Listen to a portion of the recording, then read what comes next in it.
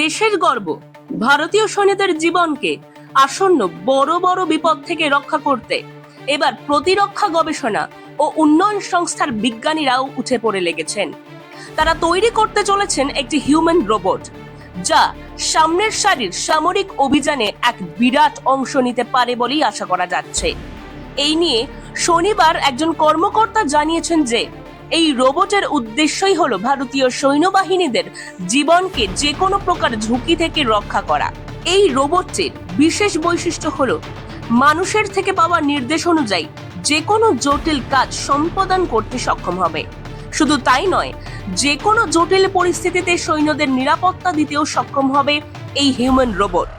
জানা গিয়েছে গত 4 বছর ধরে নিরলস পরিশ্রমে এই প্রকল্পে কাজ চলছে।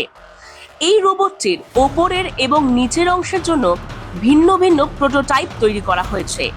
এই হিউম্যান রোবটটি বনে ঠিকঠাক কাজ করবে বলেই জানা যাচ্ছে।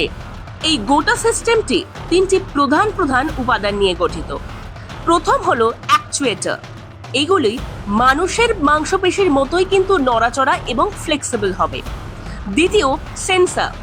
এগুলিতে রিয়েল টাইম আশেপাশের পরিবেশ থেকে যে কোনো প্রকার তথ্য সংগ্রহ করতে পারবে।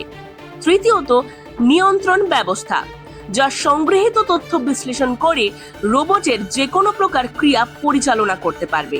ডিআরডিওর এই হিউম্যানয়েড রোবট প্রকল্পটি কেবল যে প্রতিরক্ষা খাতেই বিপ্লব ঘটাবে তেমন নয়, বরং এর পাশাপাশি স্বাস্থ্যসেবা, মহাকাশ অনুসন্ধান এবং শিল্প প্রয়োগের মতো অন্যান্য ক্ষেত্রগুলোতেও গুরুত্বপূর্ণ অবদান রাখতে চলেছে ভবিষ্যতে, এবং সেটা নিয়ে বিজ্ঞানীরা যথেষ্ট আশাবাদী এবং বিশ্বাসী।